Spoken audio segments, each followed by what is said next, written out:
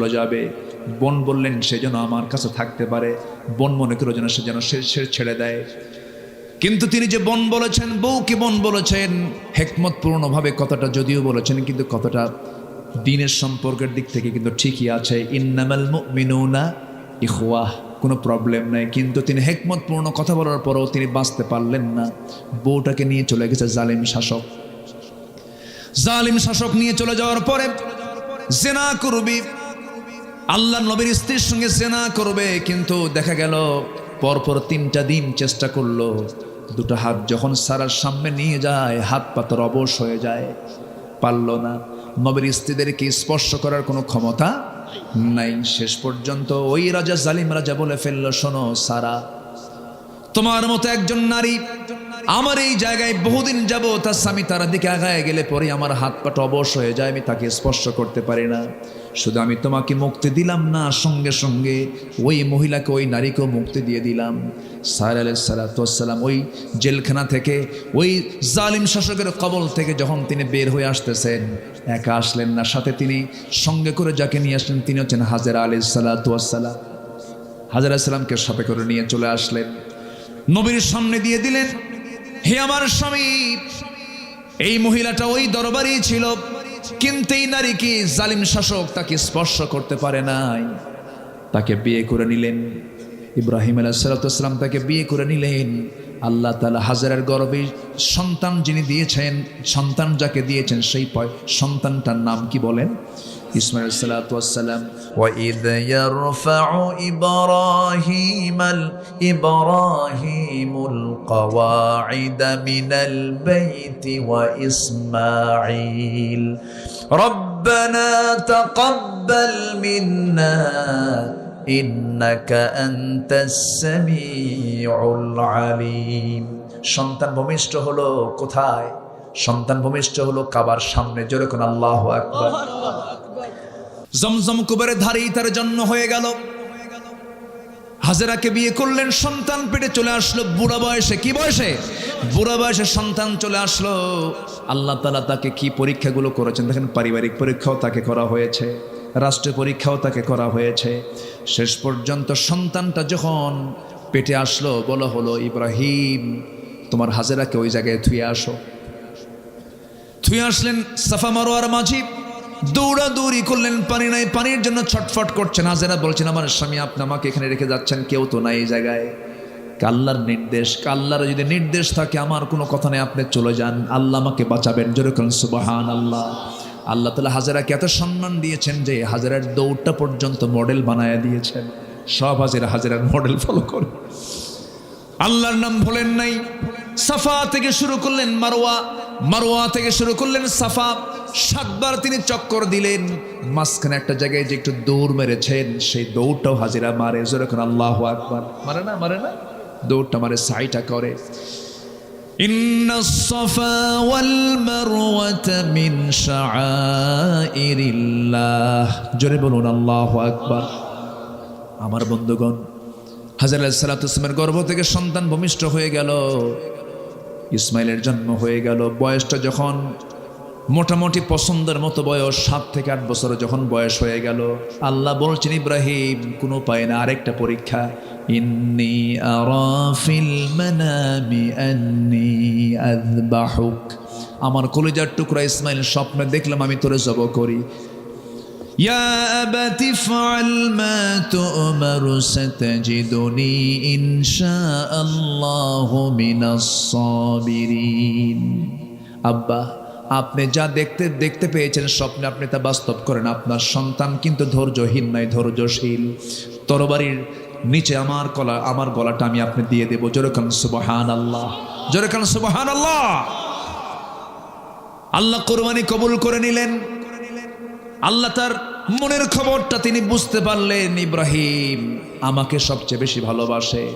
এই কোরবানির প্রচলন আজও দুনিয়াতে আছে না নাই? এটা কোন নবীর সুন্নাত? বলেন কোন নবীর? কোন নবীর? আমার বন্ধুগণ, আল্লাহর ঘরে যে কাবা নির্মাণ করা হলো, মিস্ত্রি ছিলেন ইব্রাহিম আলাইহিস সালাম, তারা যোগান ছিলেন, হেল্পার ছিলেন কোন নবী বলেন? ইসমাঈল আলাইহিস সালাম ওয়া ইদ ইয়ারফাউ ইব্রাহিমুল কওয়াইদা মিনাল বাইতি ওয়া ইসমাঈল। আল্লাহু আকবার। একটা পাথর, এখনো সেই পাথর আছে না নাই বলেন? ওই পাথরের উপর দাঁড়িয়ে দাঁড়িয়ে লিফটের মতো কাজ করত, পাথরটা উঁচু নিচু হতো। হ্যাঁ জি, পার দাগও আছে, জি আলহামদুলিল্লাহ। তো সেই পাথরটা এখনো আছে। এই স্মৃতিচিহ্নগুলো আমাদের সবার দেখার দরকার আছে না নাই? আল্লাহ তুমি সবাইকে জীবনে একটাবার যাওয়ার তৌফিক দিয়ে দাও, অন্তত একবার যাওয়ার তৌফিক দাও। জোরে বলি আমিন। সব হজের মতো ইবাদতের সব স্মৃতি। আজকে সূরার নামও কি? হজ। হজের সাথে কোন নবীর সম্পর্ক বেশি বলেন? কোন নবীর সম্পর্ক বেশি? আল্লাহ তাআলা এই জন্য এই সূরার মধ্যেই শেষ আয়াতে বলেছেন মিল্লাতা আবিকুম ইব্রাহিম। আসুন সেই ইব্রাহিমের স্মৃতিকে আমরা লালন করি, তার ঈমানকে আমরা লালন করি, তার সুন্নাহকে আমরা ফলো করি। তিনি কি বলেছেন? শেষ পর্যন্ত সূর্য যখন অস্তমিত হয়ে যায় বলে না এটা আমার রব নয়। তিনি ঘুরে দাঁড়িয়ে কি বললেন? সবাই আমরা বলি, আওয়াজ দিয়ে বলি, ইন্নী ওয়াজ্জাহতু ওয়াজহিয়া লিল্লাযী ফাতারাস সামাওয়াতি ওয়াল আরদা হানিফা ওয়ামা আনা মিনাল মুশরিকিন লা শারীকা লাহু ওয়া বিযালিকা উমিরতু ওয়া আনা আউয়ালুল মুসলিমিন। জোরে বলুন আল্লাহু আকবার। আয়াত ঠিক আছে না? হ্যাঁ ঠিক আছে। তো সম্মানিত ভাইয়েরা, তিনি কি বললেন? কোন দিকে আমার চেহারা ঘুরাবো না। আমি চেহারা ঘুরাবো কার দিকে? বলেন কার দিকে? রবের দিকে। এবং কোন শিরকের কাজে আমি অংশগ্রহণ করব না। শিরক থেকে আমি নিজেকে মুক্ত রাখলাম।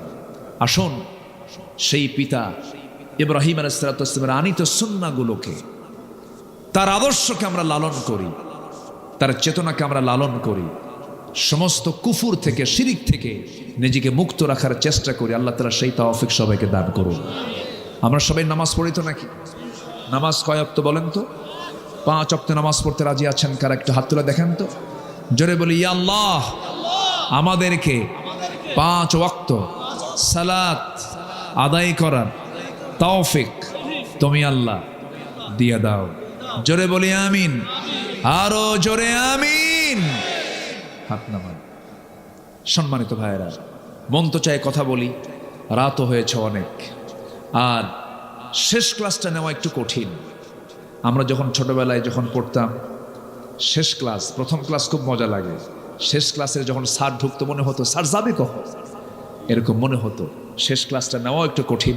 তো যাই হোক, আল্লাহ তাআলা যতটুকু সুযোগ দিয়েছেন বলেছি আমরা আমল করব। জোরে বলি ইনশাআল্লাহ। সবার কাছে আমি দোয়া চাই, সবাইকে আমার জন্য দোয়া করবেন না? আমিও দোয়া। আমার রবিউল ভাই কোথায়? পিছে থাকে কেন? আসেন। সম্মানিত ভাইয়েরা, এই ভাইটা এই মাহফিলের শুরু থেকে আজ পর্যন্ত কি স্ট্রাগল করে এই মাহফিলটা তিনি চালিয়ে যাচ্ছেন। আল্লাহ তুমি তাকে যোগ্যতার সাথে এই মাহফিলকে প্রতি বছর পরিচালনা করার তৌফিক তুমি আল্লাহ তাকে দিয়ে দাও। জোরে বলি আমিন। ওঠেন কেন? দোয়া করবেন না? দোয়া ছাড়া কি হয় বলেন তো? একটু বসেন, একটু বসেন, একটু বসেন। আমি জানি আপনার কষ্ট হচ্ছে, কিন্তু একটু কষ্ট করি, দোয়াটা আমরা করে যাই। আরেকটা ঘোষণা আমি আপনাদেরকে দিতে চাই, সেটা হলো, আমি বেশি লম্বা বলবো না, বেশি কিছু। একদিন আমরা সবকিছুর অনুকূল পরিবেশ ফিরে পাব। আগামীকালকের মাহফিল, যেটা শেষ রজনীর যে মাহফিল, কোন একটা কারণে, আমি কারণটা আমি ব্যাখ্যা দিতে চাচ্ছি না। আকলমন্দ ইশারা বাসাত, সচেতন ব্যক্তির জন্য ইঙ্গিতটাই যথেষ্ট। আমি লম্বা কোনো ব্যাখ্যা না, এবং আপনি কোনো কারণ জিজ্ঞাসাও দরকার নাই। বুঝে নেন, সময় আসবে। আমার নবীজি 13 বছর মক্কার কাবার ভিতরে মূর্তি রেখে তিনি সেজদা দিয়েছেন। যখন সময় হয়েছে সরিয়ে ফেলেছেন, ঠিক কিনা? আগামীকালকের মাহফিল কোন একটা কারণে, অনির্বার্য কারণে স্থগিত করা হয়েছে। আগামীতে আবারও যদি সুন্দর পরিবেশ আমরা ফেরত যদি পাই, আগামীতে আবার আমরা মাহফিলের সৌন্দর্য ফিরে আনার জন্য, আমি তো মনে করি শেষ দিনের মাহফিলটা হলো একটা আলাদা সৌন্দর্য। যাই হোক, হয়তো আল্লাহ এর মধ্যে কোনো একটা কল্যাণ রেখে দিয়েছেন, নিহিত আছে, কোনো টেনশন নয়। আমার বিশ্বাস আগামীর সূর্য হবে ইসলামের সূর্য। জোরে বলি ইনশাআল্লাহ। খুব বেশি দিন সময় নেই, এই দিন আসবে, এই দিন আসবে, এই দিন আসবে। জোরে বলি ইনশাআল্লাহ।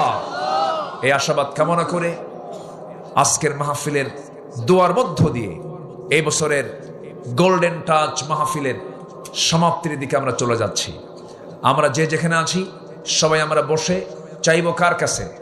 স্ব পিতামাতা, আত্মীয় স্বজন, আকরিবা, আশপাশের যত মাইয়াত শুয়ে আছেন সবার জন্য আমরা দোয়া করব। আসলে আমরা সোজা এখন দোয়ার দিকে যাচ্ছি, যে আমরা সবাই বলে সুবহানাকাল্লাহুম্মা ওয়া বিহামদিকা আশহাদু আল্লা ইলাহা ইল্লা আনতা আস্তাগফিরুকা ওয়া আতুবু ইলাইকা।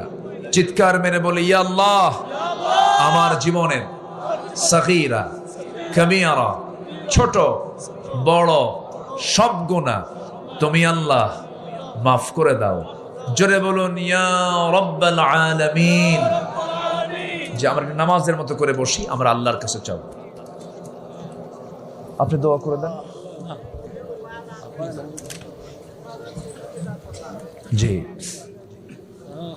আপনি কিছু বলবেন? আপনি কিছু বলবেন? হ্যাঁ হ্যাঁ, আচ্ছা। আল্লাহুম্মা আমিন।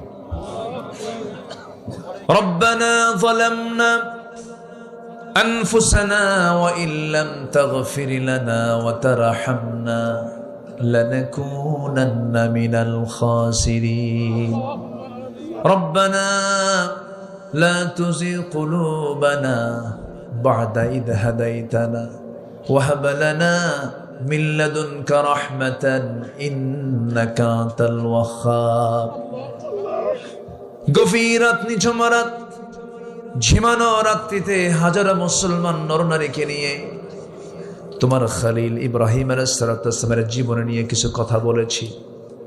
তার জীবনের পরীক্ষা, ত্যাগ, কোরবানি নিয়ে কিছু আলোচনা করেছি। শেষান্তে সে কাঙ্গাল ভিখারির মতো দুটো হাত পেতে আছে। আল্লাহ, গুনার দিকে নজর দিও না। বান্দা মনে করে তামাম জীবনের সমস্ত গুনাহগুলোকে মাফ করে দাও। জনম দুঃখিনী মা, জনম দুঃখী বাপ জান যারা চলে গেলেন, জিন্দেগির গুনাহগুলো মাফ করে দাও। কবরগুলোকে জান্নাতের টুকরা বানাইয়া দাও। অনেক আলোচনা শেষ করে বাড়ি ফিরে যাব রে। বাড়িতে ফিরে গিয়ে সব দেখব, কিন্তু মাকে পাবো না। যেই মার চেহারার দিকে তাকালে হজের সওয়াব পাওয়া যায়, বরকত নাজিল হয়ে যায়, সেই বরকতি মা, সেই বরকতি বাপ যারা চলে গেল, জিন্দেগির গুনাহগুলো মাফ করো, কবরগুলোকে জান্নাতের টুকরা বানাইয়া দাও। আব্বা আম্মার জন্য কি দোয়া তাও শিখিয়ে দিয়েছ। চক্ষু বন্ধ করুন, হাত একটু উঁচু করুন, আওয়াজ দিয়ে আমার সঙ্গে সবাই বলুন, রব্বির হামহুমা কামা রব্বায়ানি সগীরা। রব্বির হামহুমা কামা রব্বায়ানি সগীরা। রব্বির হামহুমা কামা রব্বায়ানি সগীরা। আশপাশে কত মাইয়াত শুয়ে আছে আল্লাহ বাঁশবাড়িয়ার মাটিতে। কবর বাসে যত আছে ইমানি হালাত না বিদায় নিয়েছেন, কবরগুলোকে জান্নাতের টুকরা বানাইয়া দাও। আল্লাহ তাআলা, এই মাহফিলটা আয়োজন করতে গিয়ে কত সময়, কত শ্রম, কত কষ্ট স্বীকার করতে হয়েছে। আল্লাহ, যারা আয়োজন করেছেন, যারা পরিশ্রম করেছেন, যারা আসছেন, মেহেরবানি করে এই মাহফিলটা আমাদের সবার জন্য নাজাতের মাধ্যম তুমি আল্লাহ বানাইয়া দিও। রবিউল ইসলাম একজন ভাগ্যবান মানুষের নাম, তুমি তার খেদমতকে কবুল করে নাও। তুমি তার ব্যবসায় বরকত দিয়ে দাও। সন্তানগুলোকে আল্লাহওয়ালা বানায়া নাও। পরিবারের প্রতি তোমার খাস রহমত নাজিল করো। আয় আল্লাহ তাআলা, এই দুনিয়া ছেড়ে সব বিদায় নিয়ে নেব রে। কেউ তো আমরা কিচ্ছু নিয়ে যেতে পারবো না। তবে তোমার কাছে ফরিয়াদ করে ডান হাতে আমল নামা না আসা পর্যন্ত আমাদের কাউকে মরণ দিবা না।